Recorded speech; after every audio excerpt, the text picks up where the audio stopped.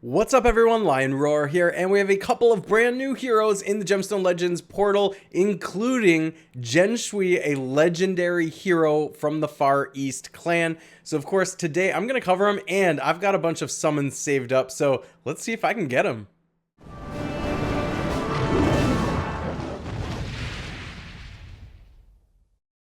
Alright, so if you want to summon along with me, of course you need to have downloaded the game first, so if you haven't done that, use the link in the description of this video because you get a bunch of free stuff, including an epic hero named Moralia, which you do not get whenever you download it just from the App Store.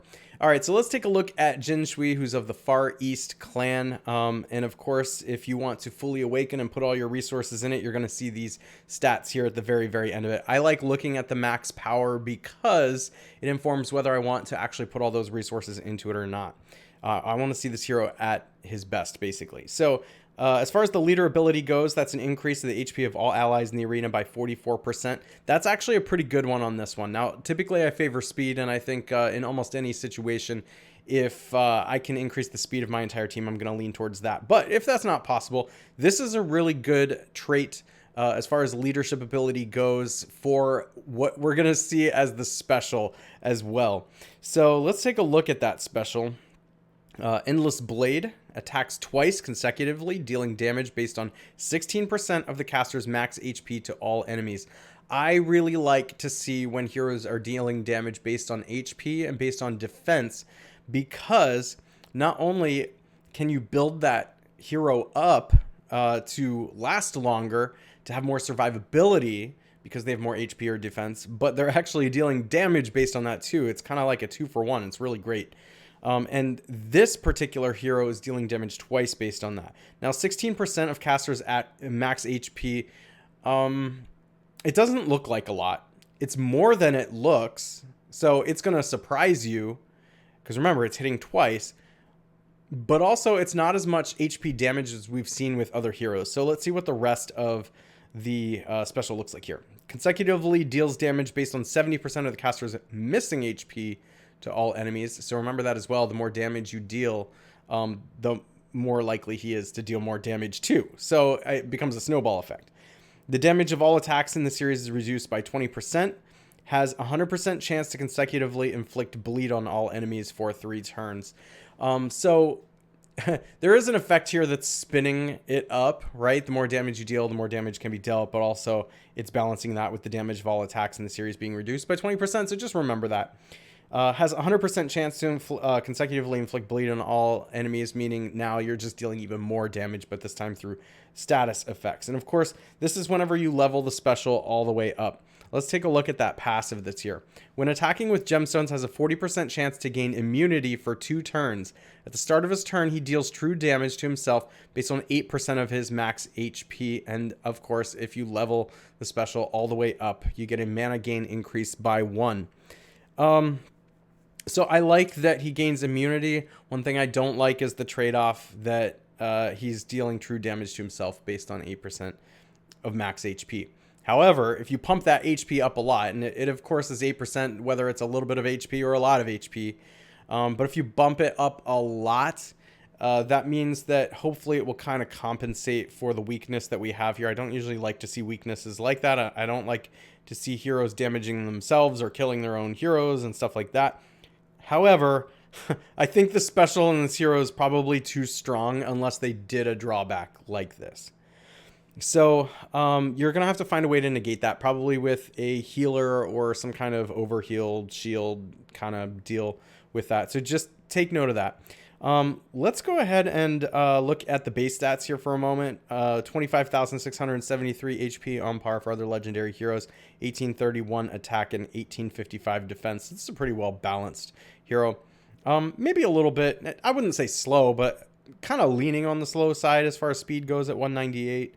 And then a mana gain of 21, which is really good. So although matching the tiles might take a little more effort, and you might have to look for equipment that's going to speed this hero up or pair with other heroes that are going to speed it up, the actual special is going to go off pretty quickly because it's already at 21, which means that it's only going to take 5 tiles to set this particular hero off. And quite honestly, like the special that gives the mana gain increase by 1 doesn't matter. and no amount of putting equipment on it's going to matter because you're never going to increase that. So you don't need to worry about increasing the mana any further. He's already set. Focus on increasing the HP of this particular hero, and then match the rest of the equipment you put on to the rest of the team that you're trying to put together to supplement what this particular hero is doing. Let's jump back into the altar here, and we're going to take a look at the epic hero we have as well, which is Sabina, who is of the Slavs clan. Curse of the Undead is the special, 35% chance to remove 1 positive status from all enemies. That's always good. 100% chance to inflict curse on all enemies for 3 turns. That's even better because that means that you keep taking positive statuses off them. And 100% chance to inflict heal block on all enemies for 3 turns. So this is a really good type of specialist.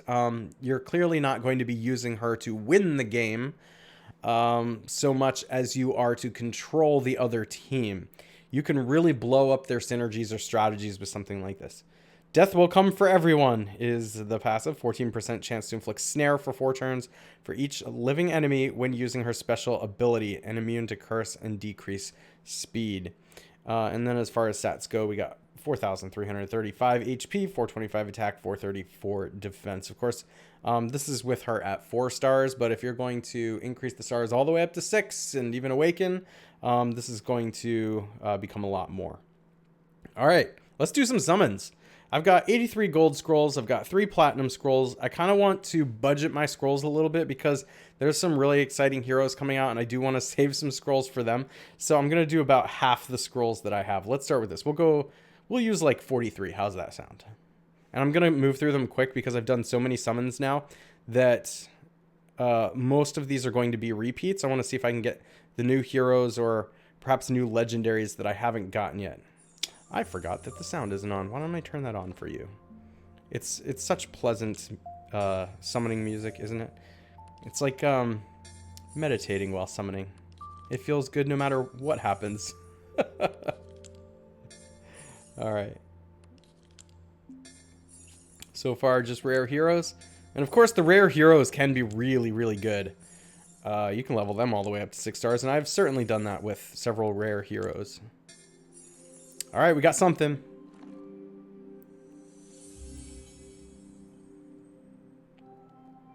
We got an epic hero. This is Andrew, and I have already covered Andrew before, so I'm going to skip that.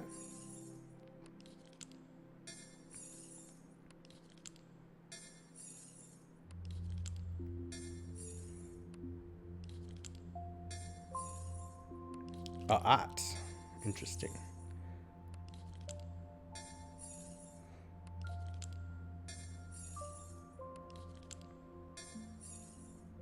I would have expected a little bit more epic heroes so far, so I'm a little behind the curve. All right, here we go.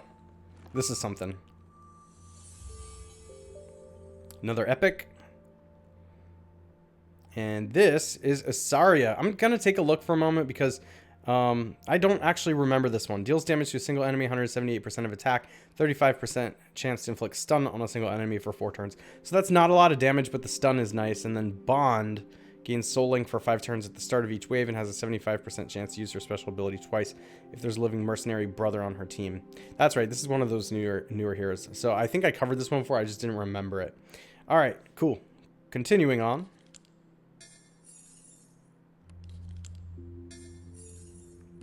Stun is almost always powerful.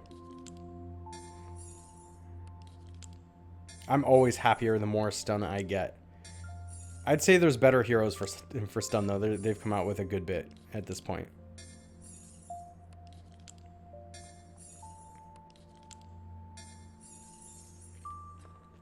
All right, what do we get? What do we get?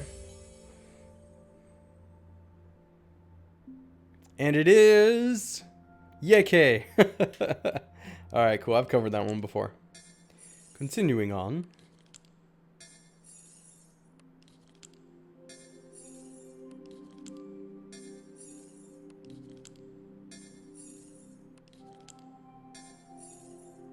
And we got 3 more gold scrolls, and then we'll go to platinum. All right. Another epic hero, and this one is Alton. And one more.